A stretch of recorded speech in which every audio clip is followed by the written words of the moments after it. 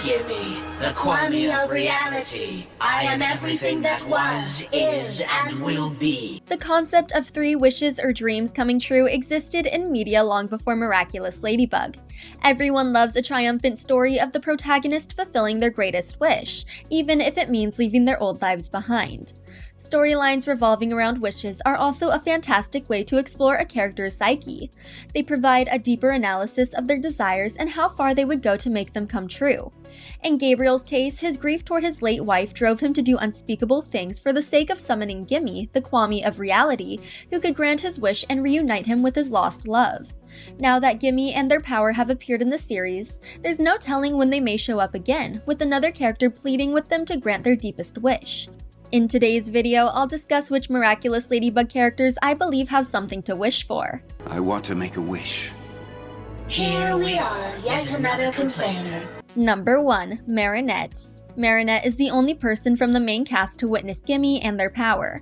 She experienced Gabriel making his self-sacrificial wish that altered the universe and remembered the event's details, which she later conveyed to the rest of the world while shielding some of the truth. If I were Marinette, I would have a hard time sleeping at night too, after seeing how powerful the Kwamis are once they relinquish their more friendly appearances and show their true forms. Gimmi is an ancient creature with the power to rewrite the entire universe in the blink of an eye. That amount of power should be feared, and it makes sense that Gimmi is locked behind 2 Miraculouses, as their union should only happen in the most dire circumstances.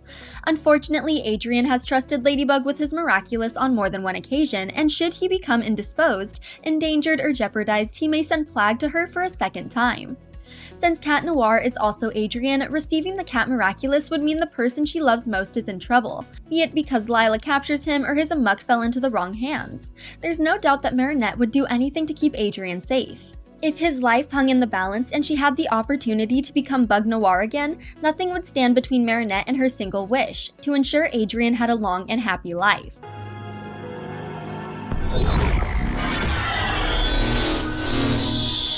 Number 2. Adrien. It's no secret that Adrien's received some bad cards throughout his life. Not only is he a sentient being with his free will tethered to an inanimate object, but he lost each of his parents barely a year apart, leaving him an orphan before the age of 16. He's handled his many losses with grace and dignity, keeping his head up as he embraces his Cat Noir duties, newfound hobbies, and many friendships. Adrien's social life is the best, and his friends are the only ones keeping him afloat. Without them, he could quickly become someone more elusive and grief-stricken. Adrien has learned to accept his losses in life, but he may become less tolerant when he discovers the circumstances that caused them. Currently, he's unaware that he's a sentient being created from Emily's desire to have a child, and that because she used the broken Miraculous, she succumbed to a fatal illness. If Adrien learns about his origins as a sentient being, he might feel responsible for his mother's death and turn against Ladybug for the chance to summon Gimmi to bring Emily back, unknowingly fulfilling his father's original dream. Or when you help me get to the movie so I can see my mother on the screen. That's why everyone jumped at the chance to help you with the picnic. Number 3. Natalie. Similarly to Adrien, Natalie has personal stakes in the lives of Gabriel and Emily Agreste. While they may not be her late parents, they were her closest friends, and she may struggle to move on without them in her life. She knew the couple long before Adrien's birth and watched from the sidelines as Emily grew sicker with each passing day. She hated to see her friend wither away and vowed to care for Adrien, keeping his best interests at heart. Natalie's vow to Emily leads to her helping Gabriel become monarch and even becoming a supervillain herself, Myura. Natalie grew to regret helping Gabriel as he lost his sense of self to his life-threatening plans and his determination to beat Ladybug and Cat Noir. Ultimately, she turned against him, using the last of her strength to aim a crossbow at his chest. While her final stand does little, Gabriel uses his wish to cure her and leaves her the sole caregiver for Adrien in his place. As Gabriel gave Natalie a second chance at life and an opportunity to become a mother in due time, she may feel indebted to him. Natalie has the skills and the means to turn against the heroes because she knows Ladybug's identity and Cat Noir is sleeping under the same roof. Ideally, it wouldn't take long for her to steal their Miraculouses, prepare herself, and summon Gimmi to bring her old friends back. I was expecting to find Gabriel here, not you. I should have stopped him. Number 4. Felix. Felix is a very motivated character. After his debut, the characters and audience assume he has poor intentions and keep an eye out for his return, believing he has it out for Adrien and will try to hurt him again. Instead, we learn that he has a good relationship with his mother and is determined to take back the family rings, even going so far as to make a fake ring for Gabriel. We later learn that these rings are the most likely site of Adrian's amok and that Felix is desperate to protect his cousin, which is also why he trades the other Miraculouses from the Miracle Box for the Peacock Miraculous. While Felix's shady dealings didn't make him the most popular among fans, they did serve a purpose. Felix wanted to secure the Peacock Miraculous to ensure all sentibeings were created equally, justly, and fairly. Felix knows firsthand what it's like to be abused by the person who wields his amok, turning him against anyone who misused their authority. If allowed to speak with Gimmi, he might ask for all sentibeings, himself and Adrian included, to have complete autonomy and free will moving forward, rendering the Peacock Miraculous obsolete.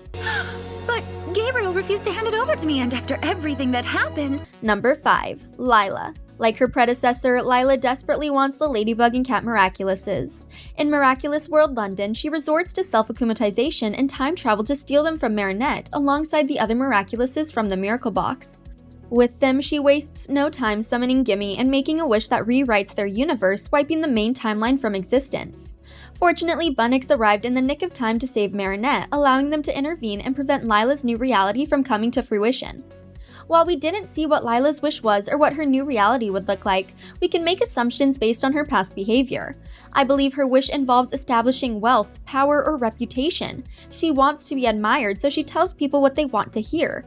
She also aligns herself with powerful people like the influential Agrests and the bourgeois family. Given that she helped Chloe become mayor and took control of Paris, that seems to align with her ultimate goal, which is something Gimmi could ultimately give her. Cat Noir's ring! My earrings! Number 6. Suhan.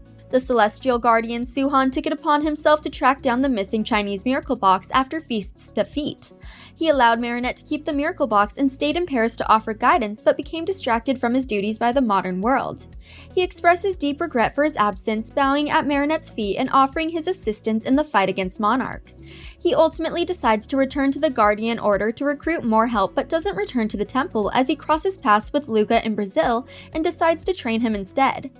With Suhan's previous behavior, it seems like something isn't right with the Order, and he might feel tempted to use Gimmi as the ultimate reset button, returning them to the moment before they recruited the young Wang Fu. Not live outside the box. Precept 52. Guardians must never lose a Miraculous. Number 7. Alya.